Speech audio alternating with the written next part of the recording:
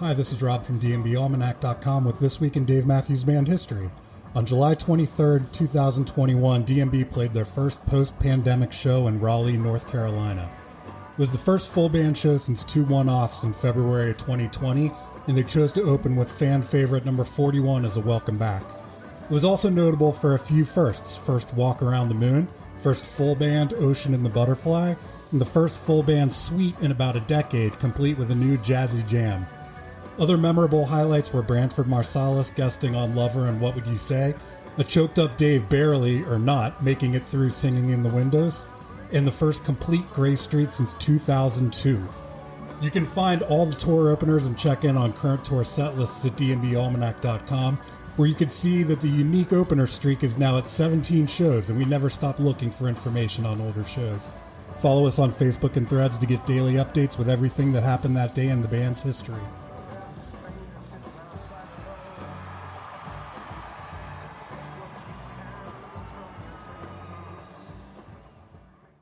Have you ever stopped to think about the fans behind a band? What is it about the music that keeps fans coming back for more? Or is there more? My name is Renae Lipsmeyer, and I am the host of this podcast, The Space Between Podcast, the podcast where we talk about the fans of the Dave Matthews Band. Each week, a fellow DMB fan joins the show to discuss their journey with the band. Welcome to the Space Between Podcast.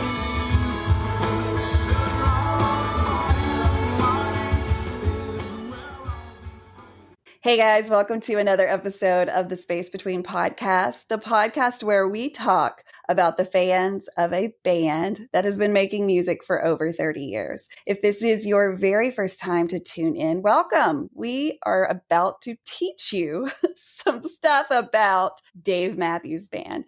Every episode, I have a fan from the band to come on the show and talk about where in the world did they find this music, and possibly why are they still following this music. With so many choices in music, we live in such a digital age. Music is easy to find. You just press of a button and you can go anywhere globally and get very specific about your taste. But there are about 35,000 people who can't get enough of this band that's 34 years old. So, what is it about it? And that's what we're going to talk about on every episode. And this episode, of course, we have a guest on the show. So let's welcome him in. Tell me, what's your name?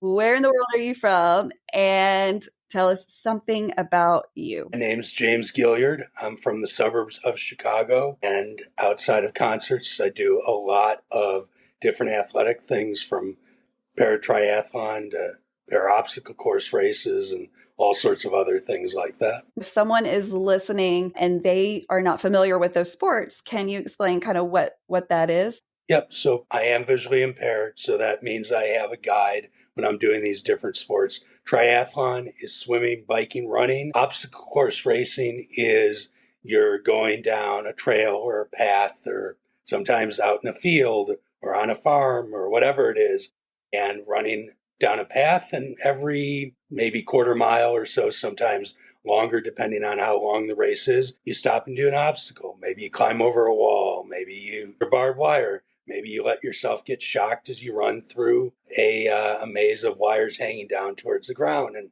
all sorts of other fun things. Oh, that sounds really fun. Electrical shocks, sign me up. I love that you love it and you get a thrill from it. But for me, I'm sitting here going, why would anyone get shocked on purpose? Oh my God. So this tells me that you like thrill in life. Got to do something to keep it interesting. I mean, you are doing it, sir. You've graduated from the class of interesting. So I'm going to ask you the question that I ask everyone that comes on this show, because this is it. This is the whole enchilada. This is your story. And there's not another one exactly like it. And I like to remind people that are listening to this or that are maybe watching this on YouTube, which if you didn't know, you can watch all of this on YouTube. Most of my episodes are on my channel, which is simply The Space Between Podcast. So definitely check it out if you're interested in watching this. Okay, so everybody has a different story. No one met this band exactly at the same time. And definitely no one has the same exact story because we are all separate people with separate lives. And I hear often that a lot of people say that they don't have a Dave story. I talk with people all the time that love Dave Matthews Band, and I ask them to come on the show to tell their journey. And the response I get back sometimes is, I don't have one. That is not true because you love this band. So I just want to say that there is no prerequisite to come on this show and talk about why you love this music. The why you love this music is the whole show. Every story is very different. There are funny stories. There are stories about how families go together to listen and how it's a generational band. There's a story of single people just going by themselves to shows and what joy that brings them just to have that alone time. There are just so many different kinds of stories. And yes, there's some hard ones. There's some really tough ones. But I think that those are so beautiful because look what music is such a tool to help people get through addiction, through divorce, through, just whatever you can think of is the hardest spot in your life, which we all go through hard spots. We all do hard very differently. Music has been something that all of us have in common and that's helped us get through something, even if it was just through the car ride, like you just were going to work and you needed to feel a little bit better, or you needed to let go of some things and Gray Street came on and you were able to get that out. Like, that's everything, right? That's everything. And so if you're interested in being on the show,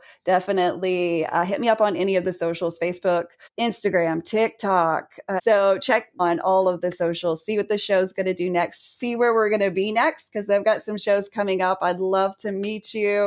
I'd love to, I think at Deer Creek, I was literally had a paper, like a board. What are those called? The paper things that hold your piece of paper, a clipboard. See, sometimes I'm like, words are hard. Words are so hard. So I had a clipboard and I was literally like signing people up to be on the show, but people were so genuinely excited that there was a person that even wanted to hear their story. Because, some of us live that life where we're like, nobody around me cares at all that I love this band. And matter of fact, they think I'm weird. So I'm looking forward to collecting more names and having just everyone on the show, because I always say if people stop signing up to be on the show, then this story ends. And this story is an incredible story. It's one that deserves to go down in history. And that's exactly what I'm doing with this, is just making sure that this time in our lives is documented and that music is just more than the word music. It is my therapy. A lot of days it's my sanity. A lot of days it's just like what makes me feel good all day. And it's that way for so many people. And so let's get into it, James. When was the very first second that you ever heard of Dave Matthews Band? I think it was in 1995 when they started getting radio play for definitely Ants, probably Dancing Nancy's. Those are the two that I specifically remember getting airplay in the Chicago market. Yeah, those were big when they came out. I mean, so big. I mean, they're still big. Like literally have it hanging right next to me. And it's still a really big deal. It's one of those intro albums that if someone just finds the band now, like that's one of the albums you're going to give them, and at least studio wise. And you're going to say, check this out.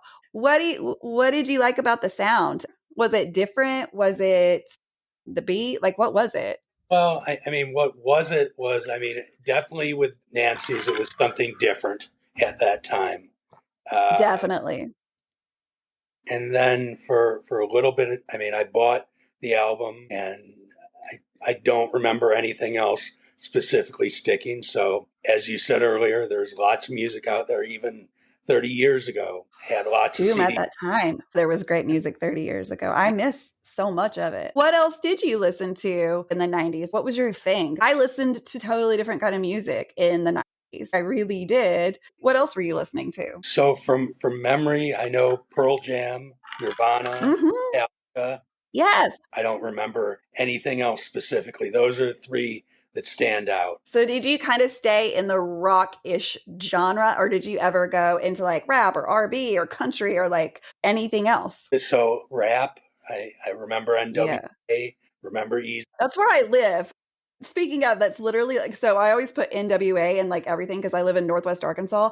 I can't tell you how many comments I've gotten that would have been like, why in God's name are you putting that? And I'm like, I promise it's not the rap group. It's just where I live. Anyways, continue. I don't remember anything more specific. I mean, I've listened to so much music over the years that things would probably No. lead, but I mean, early 90s, I mean, those, what I just mentioned, are what I specifically remember. So you found them, you heard them, and what's your next step? Because we know there's a next one. Yeah, well, I mean, I put them aside because Ant's was good, Nancy's was good, but not much else really stood out to me at the time, 30 years ago. And I found music. I mean, I had hundreds of CDs at that point. I just don't remember specifically what they were. And so for DMB, it was probably about 3 years later before I found them at college again. But there's another part in between there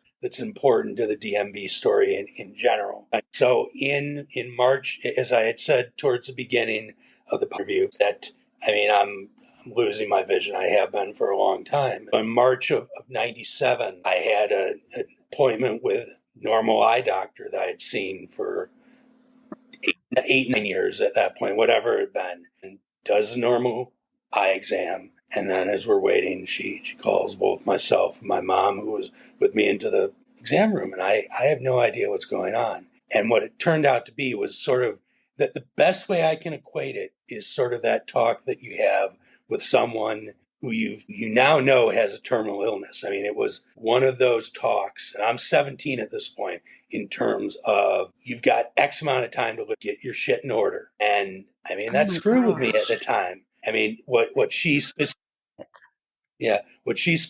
said was, you'll be blind by 30. No, this could happen or that could happen or something else could come up. I mean, it was essentially at most you've got 12 plus years of vision and then you'll be completely blind. Do what you want to do. And I mean, it took me roughly 5.5 years to get through that.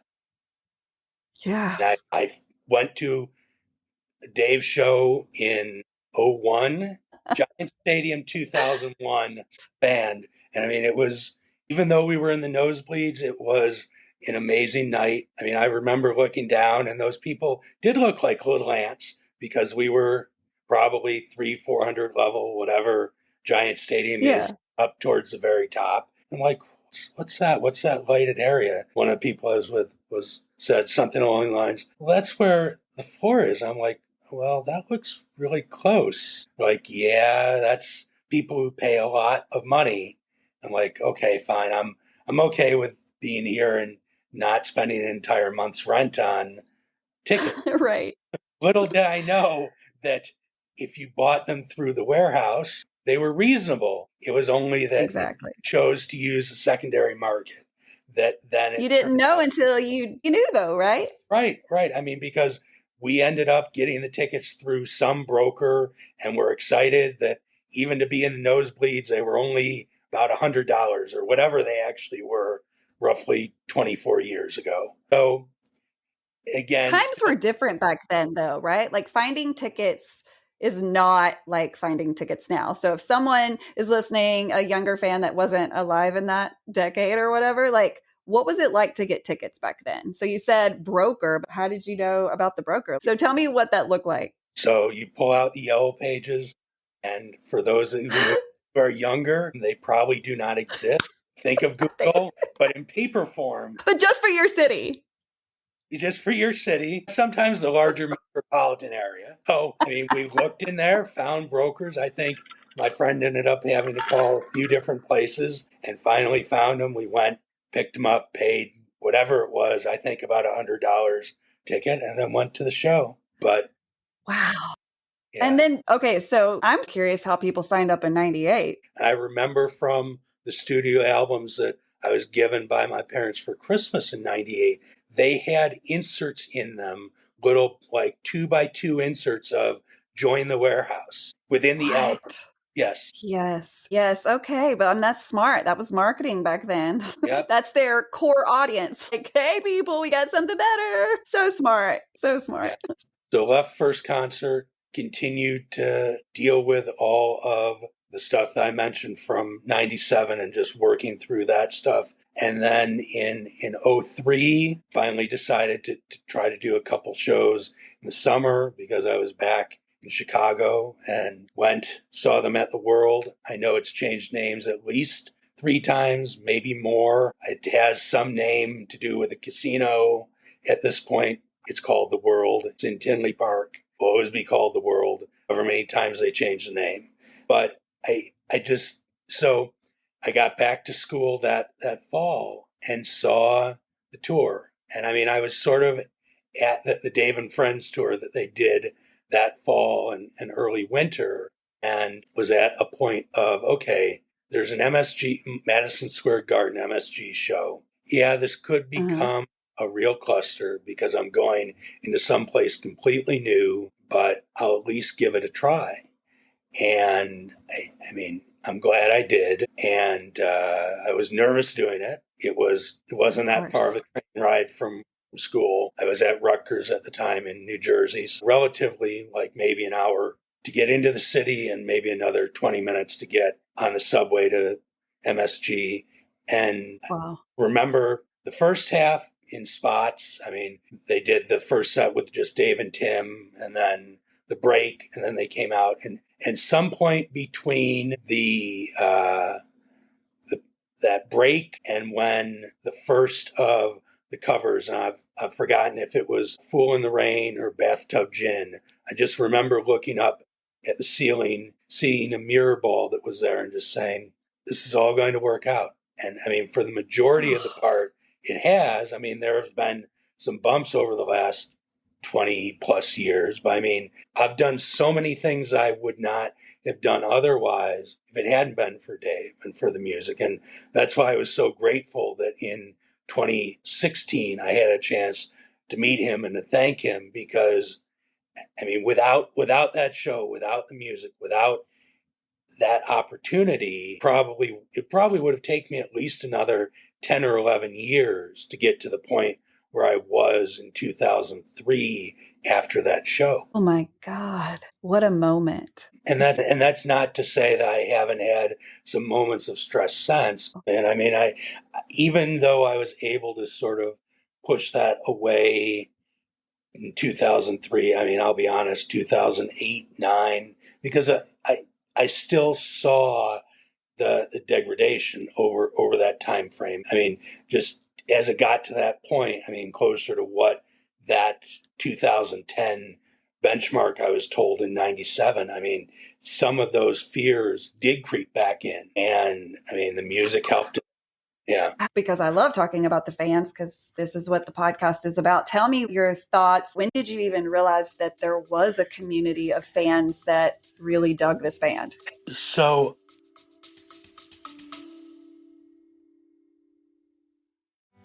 what's up, y'all? This is David with the Dave Matthews Tribute Band, also known as the DMTB, and I'm here to tell you about our 2025 Suns Embrace Summer Tour, which is happening now up and down the East Coast.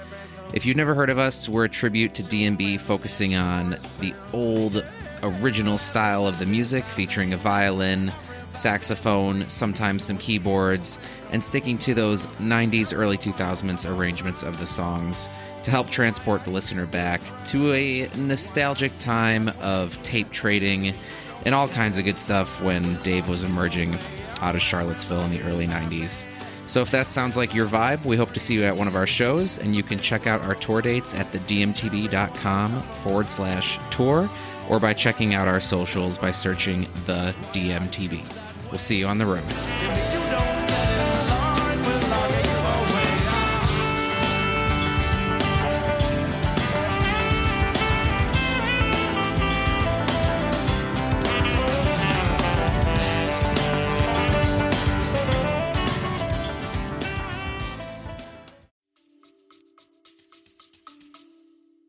roughly early 2000s, I found the community, probably 2005. At that point, I think I found Ants first, Ants Marching, alpine.org first, and then probably a couple of other places. But even before that, I mean, I knew how strong the community was after getting lost within Camden. Unfortunately, there's only one train or one way to get in by public transportation, which is the train that goes across the water. And if you miss it, then I hope you have a car. And so for that show, 2004, I was by myself, got lost, got turned around, and part of Dave's crew ended up helping me to make it out of the venue, to find taxi. Don't know who it was, don't even remember. I just remember someone being very helpful so that I could find my way out and get back safely. I mean, after I found antsmarching.org, I mean, one of the earliest parts of that community in terms of just showing me how great the DMB community was, how strong it was, how much people wanted to help was, I think it was either 2007 or '08 for Alpine. I don't remember which year. I had gotten tickets, wanted to go, but I didn't have anyone to go with. And just out of the blue, this guy who I've kept in touch with, been friends with for more than 15 years, essentially said, even though I don't know you, I will drive down from Alpine, I will pick you up, I will drive you up to the concert, and after each night, I'll drive you back. I mean, Alpine is, wow, I would guess, somewhere around a 2 hour drive each way from where I am in the Chicago suburbs. And I mean, I was blown away by that. But I mean, just that level of support. I mean, even from people who didn't know you, I mean, was just mind blowing early on. I mean, to have someone do that.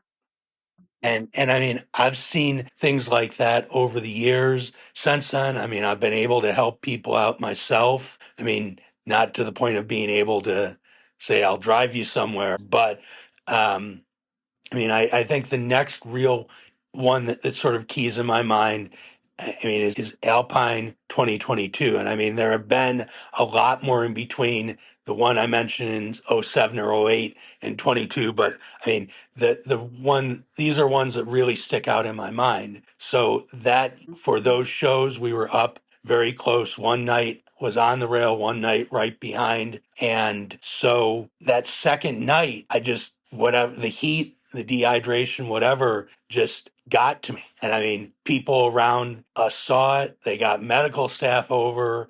And I mean, I remember saying, and they helped me out. I mean, I was fine after getting water and fluids and whatever else.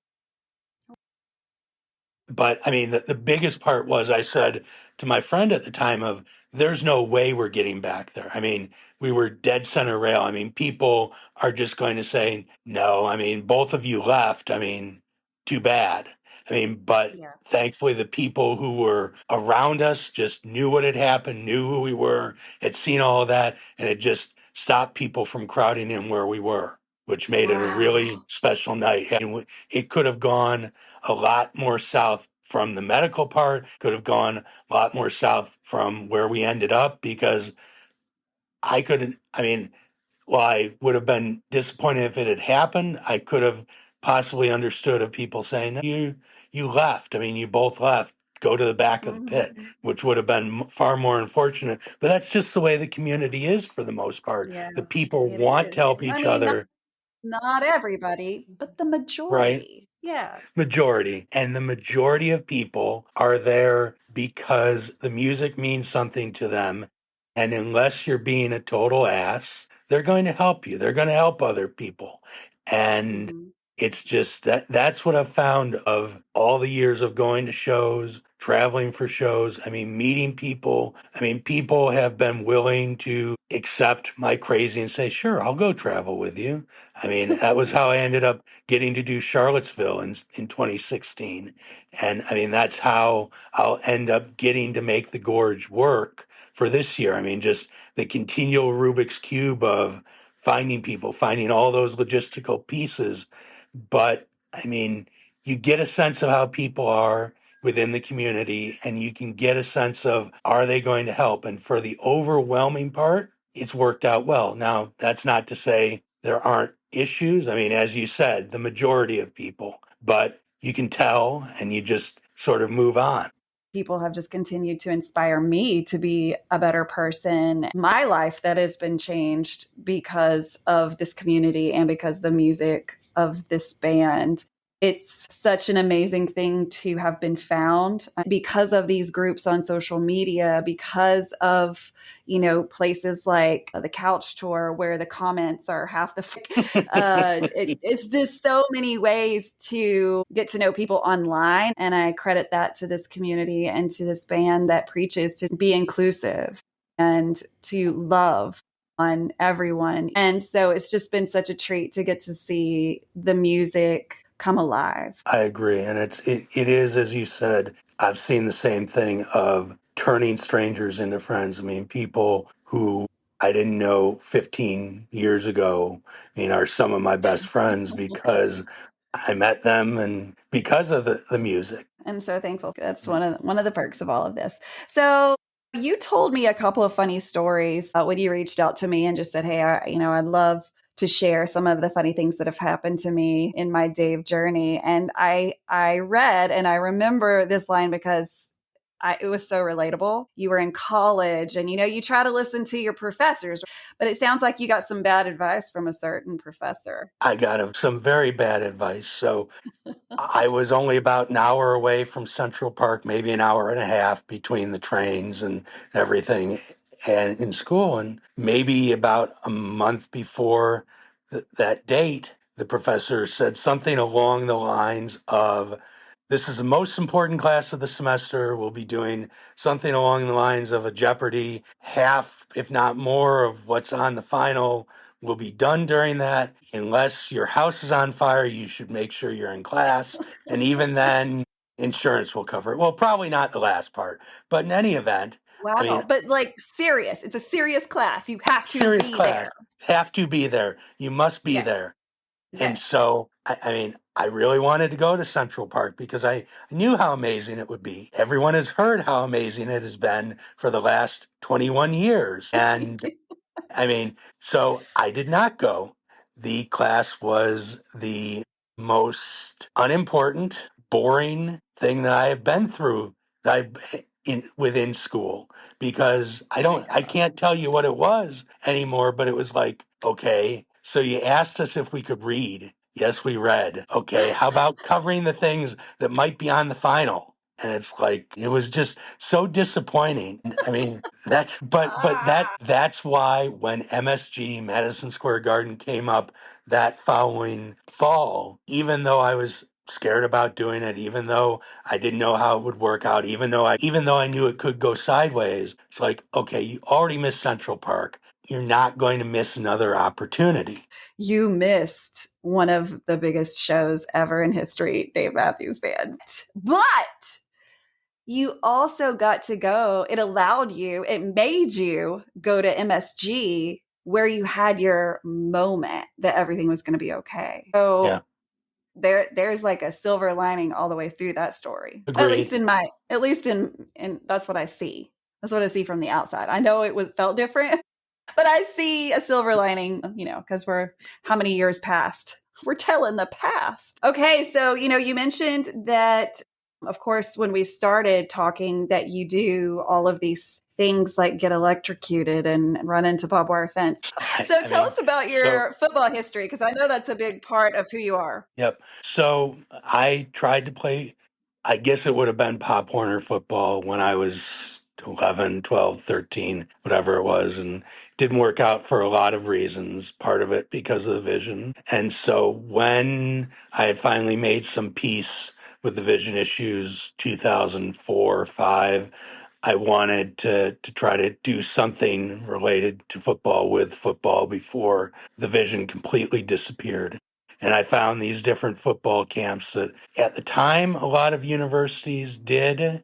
And at the time, the one that I really wanted to do was at Notre Dame. But at that point, I didn't have the money. It is expensive, but it is worth every single penny of it.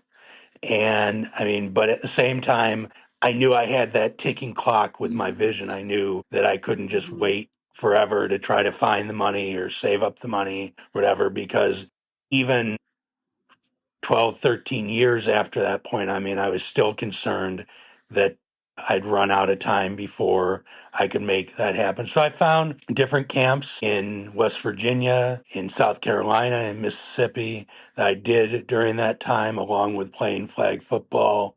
And I did finally have the opportunity to do the camp at Notre Dame twice so far. And just back to your point about the silver lining and things. I mean, it does all work out in terms of timing. I had gotten all these other experiences at different places so that when I had the opportunity to do the one at Notre Dame, I had all those experiences. I had somewhat of an idea of what to expect. And I mean, every single one of those experiences leading up to it, as well as the ones at Notre Dame, I mean, have just been amazing. And I mean, they've all had their own special moments. And I mean, I can't say A was better than B was better than C. I mean, they're all different, all special in their own ways. But really, it's because of the band. As I've said before, if I hadn't done that concert in 2003, I mean, I wouldn't have gotten to the point of doing a lot of this stuff probably until 2014 when I started doing all the other athletic stuff. I mean, I would have lost another 10 and a half, 11 years because Mm-hmm. I mean, I would not have done so many different things. And that's, again, why I was so appreciative that I had the opportunity to talk with Dave, to thank him personally, because I mean, I still struggle at times with having lost that amount of time that I lost, the 5.5 years, especially that important period of time where a lot of things get life. I mean, you're starting to be an adult, you're starting to figure out what you want to do and everything. And I was truly living like a hermit, not really knowing how to deal with things at times. Well, that's even true now. June of this year was a very hard month for me for a lot of different reasons. And there were times where I just felt stuck during that month. And I mean, having the opportunity to go to Chicago, go to night one, I mean, I just remember finding out that that would all work out. And I mean, that just made that week that much easier. I mean, I was able to get things done that had just sort of been sitting there because I had that to look forward to on that Friday night versus it's just you're in the middle of the muck, and so sometimes you don't just see the light at the end of it or a way out of it temporarily, and you try to figure out, okay, I'm just going to sort of plod along and keep being stuck. Yeah. Yeah. Well, I know that you shared with me, and when I read this, I did not know about this. So I'm excited to hear the whole story. Share with us, you said that you had a viral story that happened to you on a visit to Alpine. So tell me what in the world you're talking about. Yep. So in 2020, I got a pair of adaptive goggles. They're called the Iris Vision, and they look a little bit like a GoPro. So when I have them at concerts or sporting events, I have to make sure that I tell the security people or the venue staff in advance. So this is what it is. It doesn't record video, blah blah blah, because I know Yeah, probably every venue is concerned about video recording of course. professionally, even though everyone's got their iPhone and there are I know, right? 800 videos of every song up the next day on every single platform. But I get it. I get it from that Of perspective. course. We get the rules. Yes.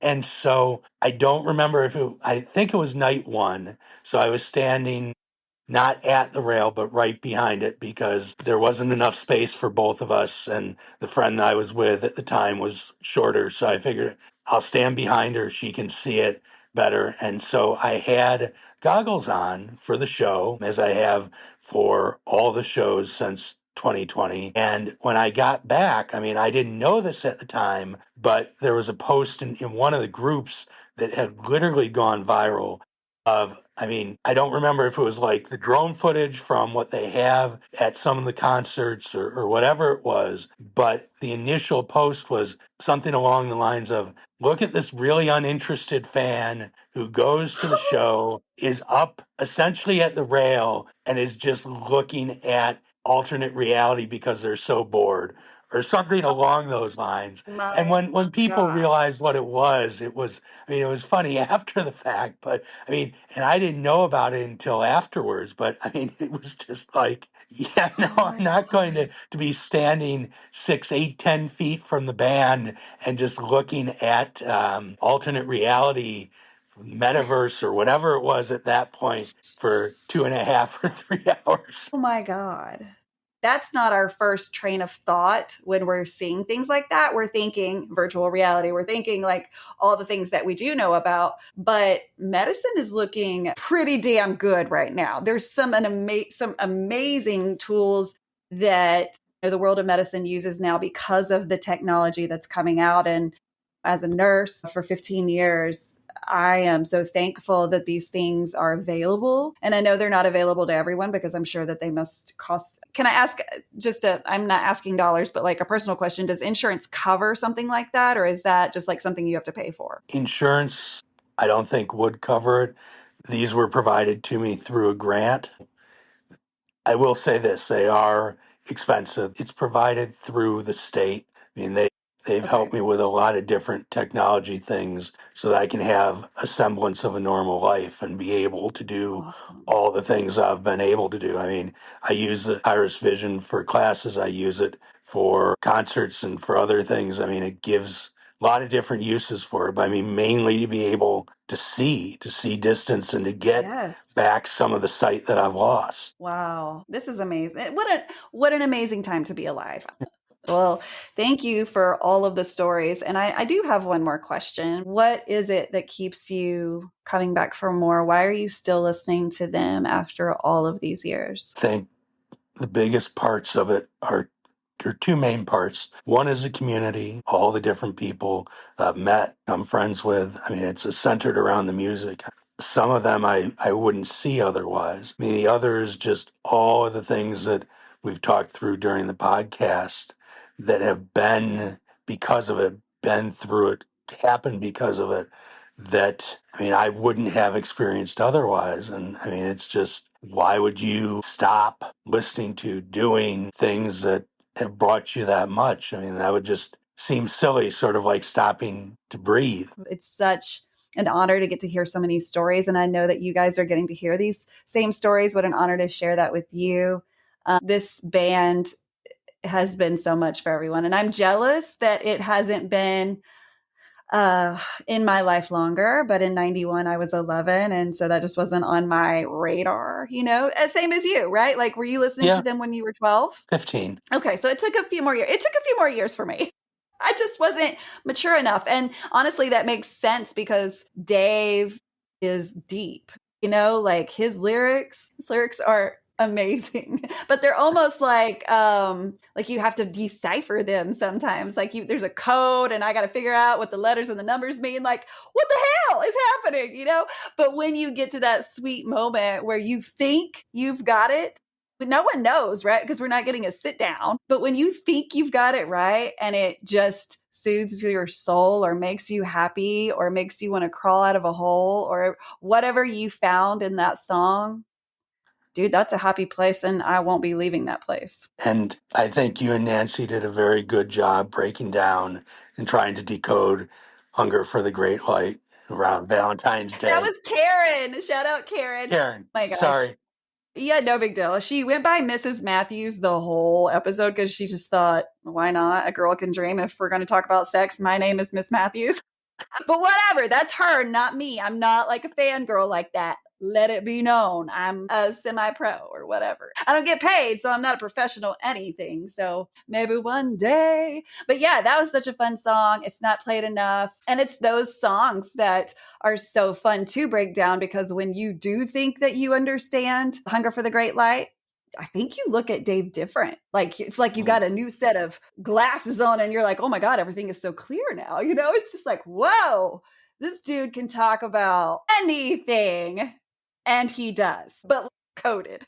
I love it. I love it so much. It's like a puzzle that I can't stop putting together. And there's no end in sight. Well, James, thank you so much for being on the show. Guys, if you're listening to this, just know that you can also watch this on YouTube, simply under the Space Between podcast. And if you would love to share your personal journey on this show with me, hey, let me ask you a question, James. Was this a hard process?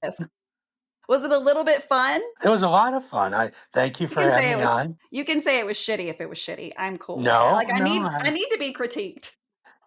It was a lot of fun, Renae. Thank you for having me on. I just wanted you to say that to like break the ice, because I know a lot of people are like, number one, I don't have a story, or number two, I don't know that chick and she seems crazy. So I understand all of that, and we'll talk before it's live. Like, we're not going to just be, hello, you're now on the Space Between podcast. Like, it doesn't work that way. So I would love for you to be on the show. If you're interested, reach out to me in all the ways that I've listened before. And if you don't remember, then you got to rewind. Is that what it's still called? I don't know. Rewind to the beginning of this, and then you'll hear it in the beginning. So reach out to me.